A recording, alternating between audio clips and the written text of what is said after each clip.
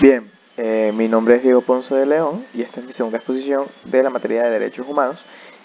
hablando sobre el caso Blake versus Guatemala en la Corte Interamericana de Derechos Humanos a través de los criterios de las garantías judiciales y la protección judicial. Sin embargo, en primer lugar quisiera disculparme por dos cosas antes de comenzar con la exposición. Y la primera es que la cámara de mi computadora no está colaborando, no quiere funcionar y por eso no puedo grabar dos pantallas eh, donde se pueda ver, donde me pueda ver como tal. Y la segunda es el hecho de que hay mucho ruido en mi casa y eso va a entorpecer un poco el fondo, pero bueno, traté de hacer lo posible, pero cosas que pasan. Bueno, entonces voy a dar inicio con la exposición del caso Blake versus Guatemala. Antes de hablar de los hechos del caso, voy a dar un poquito de historia un poquito de conocimiento con respecto a Nicholas Chapman Blake. Él era un joven de 27 años de edad para el momento en el que fue asesinado. Eh, Graduado de la Universidad de Vermont con un título o una licenciatura en historiografía. Eh, Era ciudadano americano residenciado en Guatemala y con un gusto particular por la documentación, la investigación y el establecimiento de recursos audiovisuales como lo eran los cortometrajes para llevar la información al público. Esta información es bastante importante porque gracias a, digamos, estas ansias o estas preferencias es que sucede la situación o se le da inicio al, digamos, al caso. Marzo 26 de 1985 es, digamos, el día en el que comienza toda esta línea de tiempo del contexto. Nicholas Blake y Griffith Davis, que Griffith era un compañero también de Nicholas, que también fue víctima de la problemática, se movilizan desde el departamento de Antigua al departamento de Huehuetenango para realizar su proyecto. Como había dicho antes, Nicholas, también Griffith Davis, eran residentes de Antigua en Guatemala. Su proyecto iba enlazado a un estudio sobre las guerrillas que se encontraban en, en una zona del departamento de Huehuetenango. Y bueno, como era su interacción con la población y todo esto. Para marzo del 28, para marzo del 28 de 1985, cuando ya están movilizándose a la localidad de El Llano, que era justamente donde iban, son detenidos por la patrulla civil. El comandante de la misma, el mismo día, Mario Cano, interroga a los sujetos y luego ordena a Hipólito Ramos, Candelario Cano y Vicente Cifuentes que los detuvieran y que los llevaran a un sitio que era conocido como los campamentos. Y esto es bastante interesante porque este momento lleva a uno de los momentos más ágidos de la discusión en la Corte Interamericana, porque Mario Cano no toma la decisión por sí solo, sino que llama a sus superiores o a superiores dentro del cuerpo militar, a los que estos le responden que los lleven a los campamentos y que no importa si estaban vivos o muertos. Mario Cano da la orden entonces a sus tres funcionarios, que eran Hipólito, Candelario y Vicente, que no le importaba si los mataban. Esto está implícito en las sentencias. En 1900, bueno, hay que dejar en claro que al momento del que se dan estas palabras, esto se cumplió totalmente. Se llevaron a Nicholas y a Griffith a los campamentos y fueron asesinados. En 1987 la patrulla civil y el cuerpo militar deciden quemar los restos de Davis y Blake para evitar su descubrimiento, pero en 1992 son encontrados los restos de los cuerpos de Davis y de Blake y el forense o el médico forense que estaba vinculado al caso establece como fecha de defunción de los cuerpos el 29 de marzo de 1985, es decir, las fechas en las que son detenidos arbitrariamente por la patrulla civil. Ya para noviembre 18 de 1993, los familiares, amigos e interesados hacen la denuncia del caso ante la Comisión Interamericana para su evaluación. Y esto es bastante interesante porque Gracias a esta circunstancia también se establece otra discusión dentro de la Corte, y es en el momento en el que el gobierno establece de que no hubo un procedimiento correcto con respecto al caso, porque no se llegó a todas las instancias o no se cumplió el principio de suplir todas y cada una de las instancias primero antes de llevarla a entidades internacionales. Sin embargo, como la familia sabía que esto había sido un hecho realizado por funcionarios del Estado, decidieron directamente llevar el caso a la Corte Interamericana. El 15 de febrero de 1995, ya que la comisión conocía del caso, que lo había aceptado, lo había estudiado y diagnosticado, la misma decía, llama a realizar una audiencia en su misma sede con presencia del gobierno guatemalteco y de la familia del sujeto para la búsqueda de una solución amistosa. Todo esto para evitar llevar el caso directamente a la Corte Interamericana, pero el 3 de agosto, cuando no se habían llegado a soluciones pertinentes aún, la comisión decide directamente remitir el caso a la Corte. En 1995, el Estado guatemalteco interpone 5 excepciones preliminares ante la Corte sobre la denuncia de la Comisión. Y aun cuando estas excepciones no se establecen dentro de la sentencia de las costas y reparaciones, se establecen dentro de la sentencia de fondo, y me pareció bastante interesante vincularlo a la exposición, aun cuando no era la sentencia que se tenía que estudiar. Bueno, me parece que estas dos sentencias se tienen que estudiar en conjunto para poder entender con mayor o de mejor manera el caso. Y bueno, el Estado guatemalteco interpone 3 excepciones preliminares ante la Corte con respecto al caso. La primera, que es bastante interesante, es la de que alegan que la Corte no tiene las competencias suficientes para poder evaluar o para poder establecer la responsabilidad del Estado guatemalteco sobre la detención y el asesinato de Nicholas Blake, debido a que el Estado guatemalteco reconoce las competencias completas de la Corte Interamericana de Derechos Humanos para el año 1987, pero los sucesos fueron realizados en 1985, a lo que la Comisión contesta que como los restos de los cuerpos fueron encontrados en 1992 y que toda información que se tenía para entonces era nula, sino que ya en el 92 es que se conoce que están muertos y que no estaban desaparecidos, o bueno, que fueron desaparecidos forzosamente, pero que por fin se dio con su paradero, y era que estaban muertos tanto Griffith como Blake. La comisión decide tratar el caso más que como un asesinato focalizado, como una detención arbitraria y como una desaparición forzada, por lo que alegan que la Corte sí tiene competencia para discutir y evaluar este caso. La segunda excepción preliminar que establece el Estado guatemalteco es la incapacidad de la Corte a nivel material para evaluar el suceso, ya que hablan de que no hay una violación de los derechos humanos y que, bueno, se está exagerando con respecto a esto, sino que esto o esta situación es de carácter penal y tiene que ser, penal y de la nación, es decir, que es un crimen que tiene que ser acatado por el ordenamiento y por el sistema judicial de la nación, ya que establecen que la patrulla civil no es parte de los funcionarios del Estado, y con esto no se puede directamente enjuiciar a Guatemala por la decisión que hayan tomado estas personas. Pero la Comisión Interamericana da un alegato bastante interesante, y es que claramente la decisión que toma Mario Cano y los demás funcionarios que lo acompañaban esa noche no fue totalmente arbitraria, sino que fue con la dirección de cuerpos militares, es decir, de funcionarios que representan al Estado, por lo que sí puede verse entonces como una violación de derechos humanos, no solamente de los contemplados en el Pacto de San José, sino de la Declaración Universal de Derechos Humanos y los demás instrumentos internacionales. Y bueno, la tercera excepción preliminar es que el Estado de Guatemala establece que la Comisión Interamericana de Derechos Humanos está haciendo una interpretación distorsionada de los artículos y de los derechos encontrados en la Convención, a lo que la misma Comisión responde que ella está haciendo una interpretación lato sensum de la convención y que es necesaria para poder acatar la problemática, por lo que no es distorsionada y tiene que ser aceptada.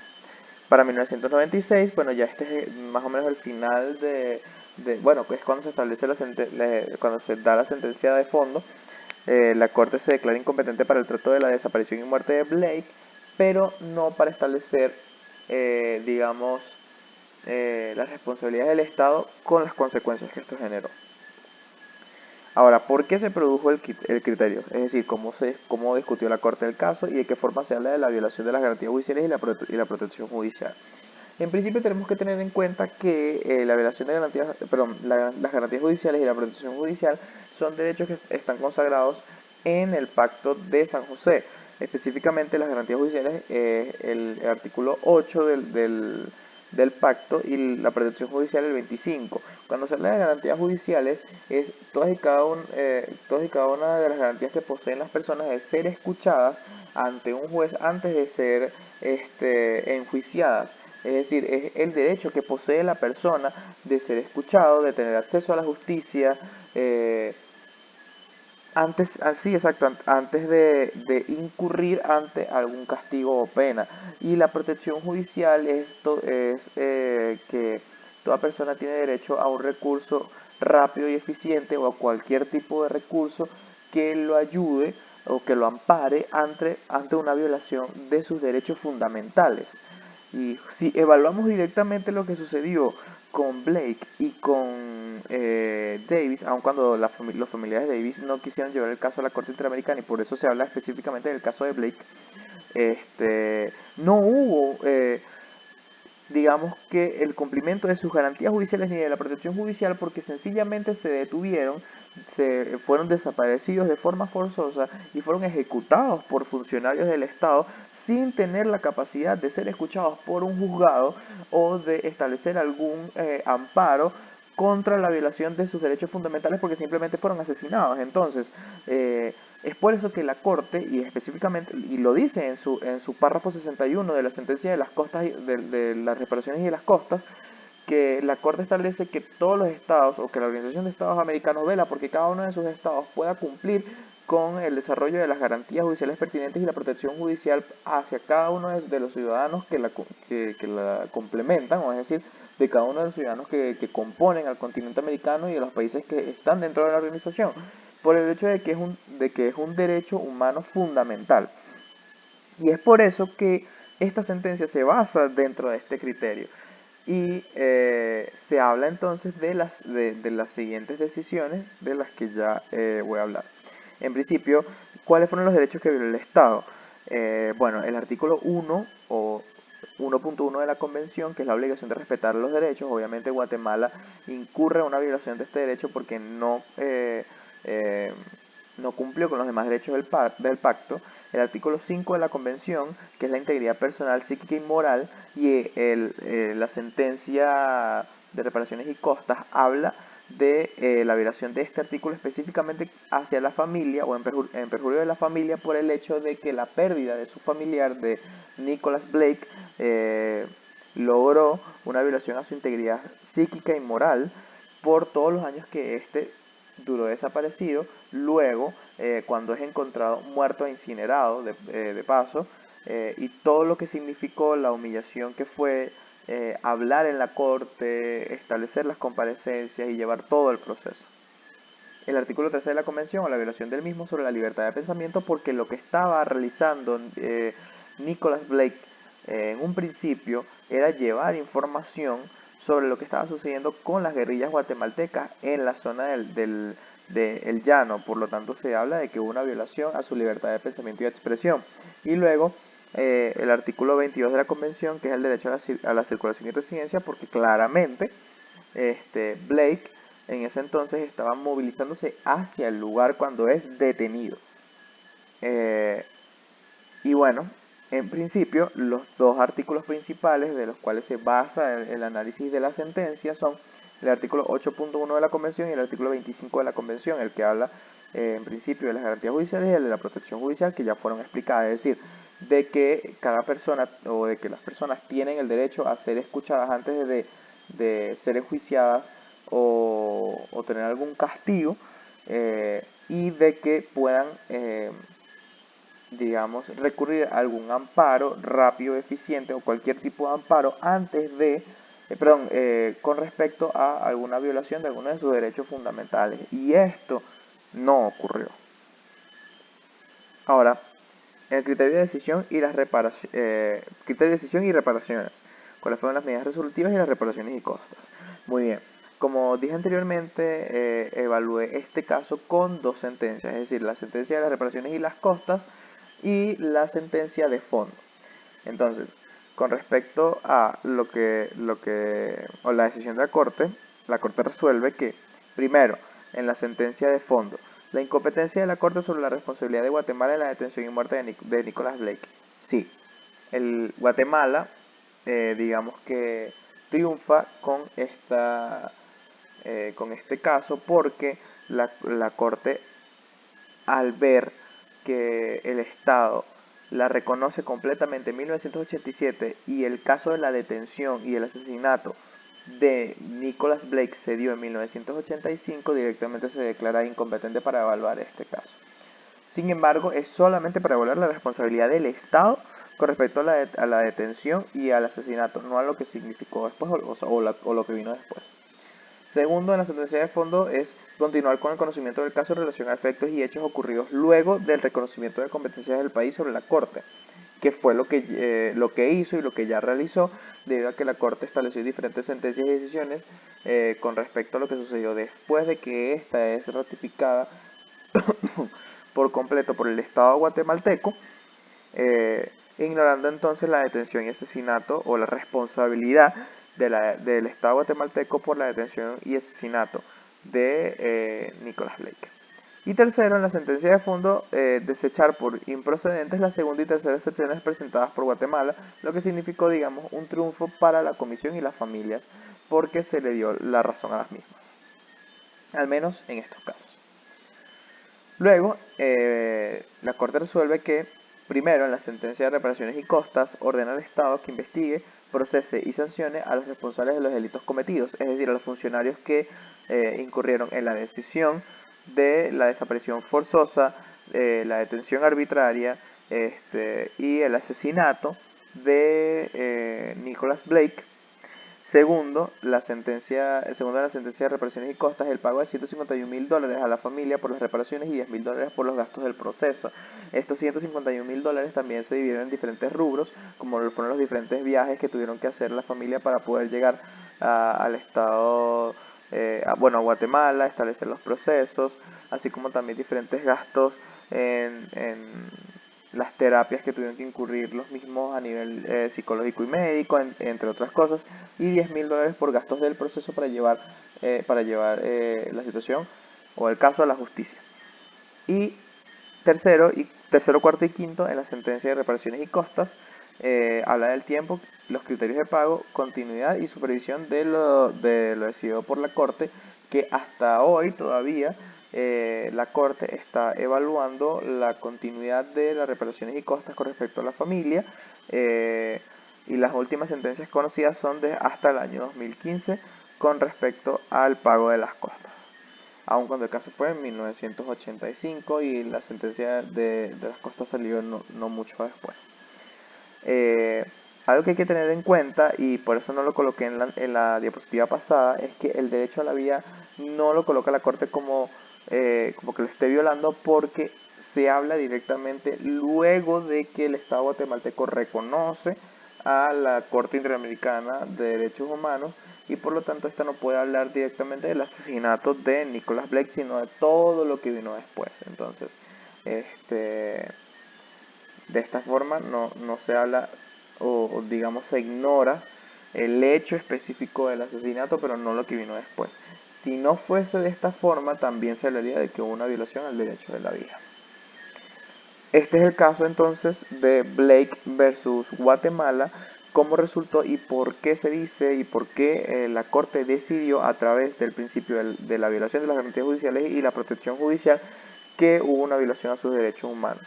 Recordemos que no hubo un proceso o un acceso a la justicia adecuado, no se respetaron las garantías necesarias de cada individuo a ser, dentro de los procesos judiciales, es decir, que se ha escuchado antes de establecer alguna decisión o algún castigo, de forma justa, que pueda, que pueda tener derecho a una defensa, también a tener presunción de inocencia, entre otras cosas, y la protección judicial, es decir, el amparo ante la violación de algunos de sus derechos fundamentales, que tampoco se dio. Bueno, muchísimas gracias. Espero que entonces esta posición haya sido bastante completa. Y bueno, eso es todo.